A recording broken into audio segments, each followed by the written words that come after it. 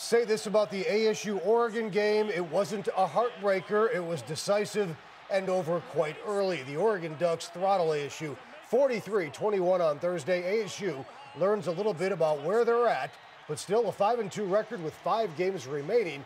The chances for an outstanding 8, maybe 9-win season remain. We're back on the Sports Show. How you doing, everybody? Tim Rank, Tyler Baldwin.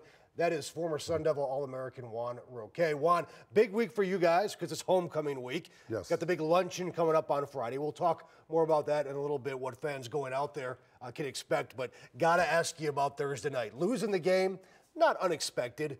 The way they lost, were you a little taken back at how one-sided this game was? It was surprising because a lot of anticipation and hype was surrounding this game. And even as alumni, I bought into it, that we maybe had a chance to even pull off an upset against this team. And what we saw was a disparity. We saw what the top echelon of the conference is compared to what Coach Graham has right now at ASU. And it's not necessarily a bad thing, guys. I mean, yeah, we lost the game. We lost to a darn good football team. They definitely deserve to be ranked where they are. They will more than likely advance to the national title game if they don't slip up towards the close of their schedule.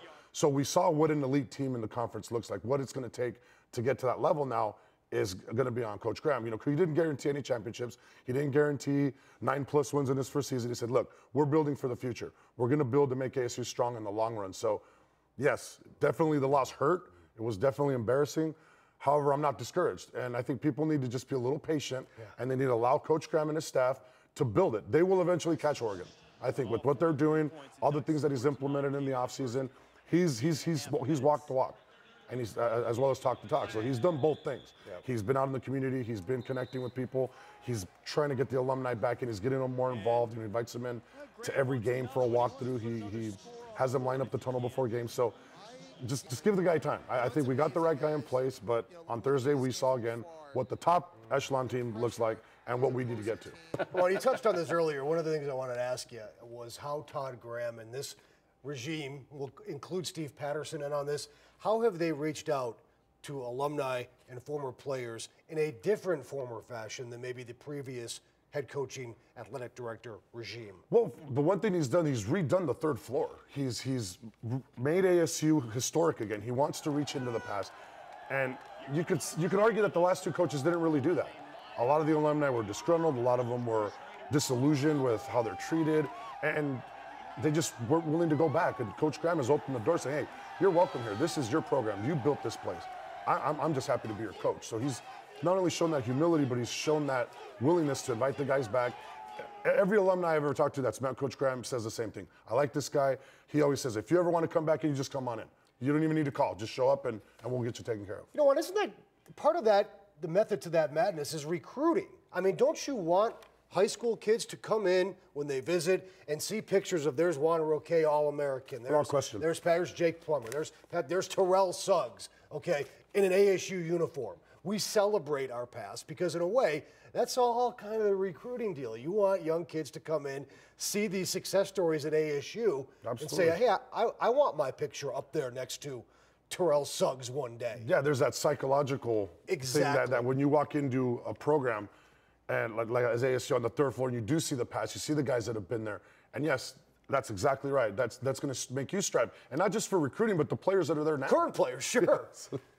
Absolutely. And did that affect you when you were recruiting? When you came in to come in, did you see stuff like that? Before that, the 70s and the 80s when they had some pretty historic teams at ASU, and you thought we could do this again in the 90s? Yeah, it's awesome you bring that up. You bring that up because when I came to my recruiting trip here, I got to sit down with Bill Kajikawa. And recruiting was a little different then. He was at a lunch, and I got to sit with him. And you want to talk about a guy who just bled maroon and gold. And God rest his soul, he passed away a few years ago. But that had a big influence on me. He was telling me about ASU in the 30s, in the 40s, just telling me about the history when he played, when he coached. And he was from he's from Southern California, same area of the country where I was from. So I felt that instant connection. And yes, being aware of the past and where our program has been, because I wasn't very familiar with ASU. But being able to sit down with him and just have him tell me these things, it just solidified more the decision. By the next day, I was ready to sign right then and there. And well, you know what? It's homecoming week again. We're going to have the information on the luncheon on Friday coming up in just a bit. But one of the things I'd like to know, as the years move on from the '96 Rose Bowl team, how do memories and recollections from that achievement change as the years go on? Well, initially it's disappointment because it was our last game, and we came within a minute and whatever, 27 of a national title. So initially there's that mourning effect that, darn it, we could have done this, we could have done that. But as time progresses, you start to appreciate that. Well, it happened for a reason, because it just wasn't meant to be. And a lot of us took from that experience into our regular lives an ability to succeed, an ability to get ahead. And it's funny how in life, you go through adversity, you go through those tough times. I myself have gone through them. And when you get through it and you realize, wait, you know, I did it the way that I was taught back then, you appreciate and you value what you accomplished a lot more. It becomes a part of you, it becomes more part of your soul than it does more, oh man, we should have won that game. Now it's more like, well, we didn't win it, but we moved on. And we were able to get past it. And obviously a lot of success stories as well. I mean, you got to look back at '96 and see the Nebraska game, and obviously the great run through the conference, and it hasn't happened since.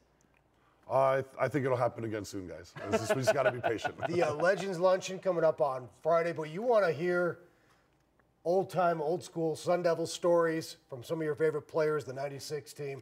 At Luncheon, Juan, that's a pretty good place to be. Yeah, it's a great event. It's right here in downtown Phoenix at the Sheraton, and tickets are $55, and apparently you get a whole table for 10 for $600. So, all right, there you go. If people are interested in joining and being a part of this, it's great. It's homecoming week. Got a lot of the former players that are going to be there that played in the NFL that were on opening day rosters, like Andrew Walter, Mike Haynes, J.D. Hill, you know, Danny White, you know, his dad, Whizzer White, who's one of the OG Sun Devils from back.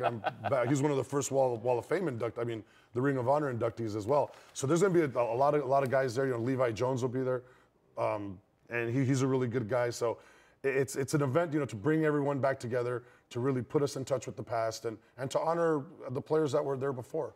Let's put Pat Tillman up there where he belongs in a separate category for the greatest Sun Devil of all time, because he's going to be up there for obvious reasons and maybe different reasons. But let me put you on the spot. Who's the greatest Sun Devil football player of all time? I didn't tell you. I didn't tell you I was going to ask you that.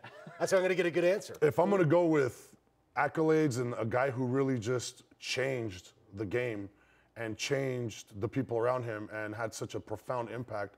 Drum roll, please. I'm going to say it's Terrell Suggs. Terrell Suggs. Terrell Suggs. You're an age he was just in a class by himself. I mean, you want to talk about a beast. And today, just what he showed in being able to overcome an injury, playing after an Achilles injury, what's not even 6 months, and he's out there and he looked fantastic. So I would think if you go by just the football part of it, without anything else, just the football player, he's right there. He's right there. Yeah. I mean, he won the Lombardi Award. I mean, he brought home a lot of hardware. He